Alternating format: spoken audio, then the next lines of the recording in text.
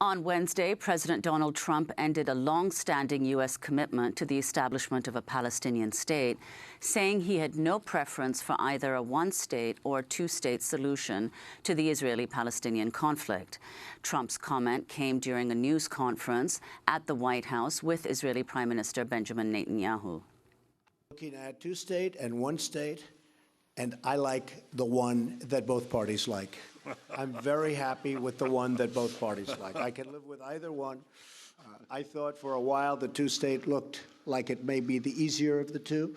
But honestly, if Bibi and if the Palestinians, if Israel and the Palestinians are happy, I'm happy with the one they like the best. As far as the embassy moving to Jerusalem, I'd love to see that happen.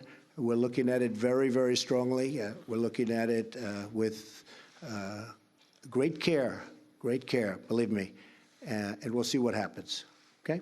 So that's President Trump speaking yesterday at a joint news conference with Israeli Prime Minister Benjamin Netanyahu. Glenn, could you respond to that and what the significance is of Trump suggesting a significant, massive change to many, many years of a U.S. policy on this? So I guess I question, first of all, the extent to which it really is such a massive change in U.S. policy. It is, of course, a huge departure rhetorically from what the U.S. government has said for decades, which is that their policy is there ought to be a two-state solution. The reality, though, as any honest person involved in this conflict or who watches it admits, is that the two-state solution has been dying and, in fact, probably dead for many years. It's just that nobody wants to admit it. If you look at a map, it's almost impossible to see where a separate Palestinian state in the West Bank could be created, given the growth of settlements under Prime Minister Netanyahu. Growth which, by the way, the United States not only didn't stop, but abetted by shoveling Israel with money, with weapons, with all kinds of diplomatic support as they were expanding those settlements. Yes, they objected occasionally in rhetoric, but in action never did. And so I think the two-state solution is something that we're all eager not to give up on because the alternatives are both so bad. But the reality is that in Israel, there is an erosion of support for the two-state solution. There are high-level members of Prime Minister Netanyahu's cabinet, high ministers who explicitly oppose it.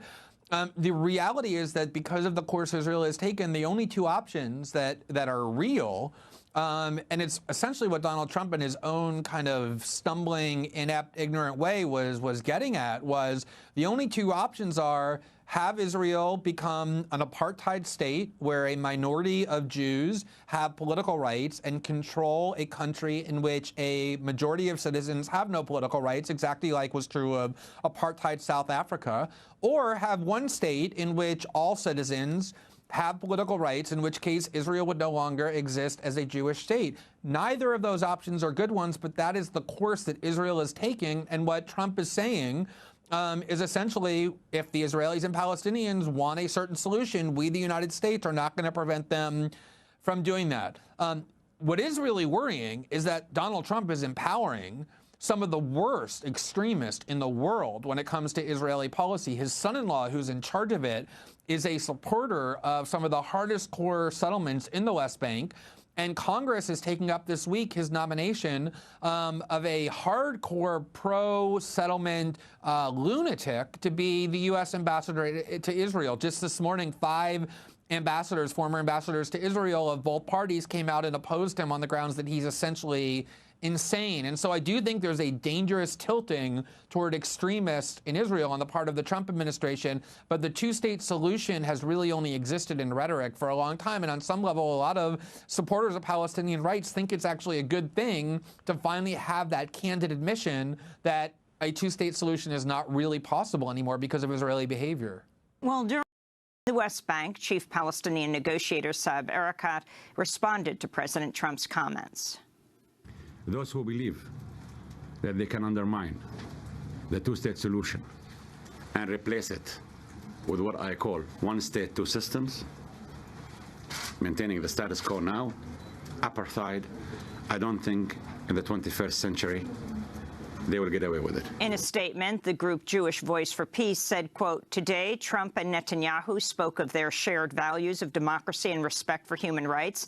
These are alternative facts. Their shared values are in reality a shared agenda of walls, militarism, xenophobia, racism, anti-Muslim bigotry, and borders closed to refugees," they said.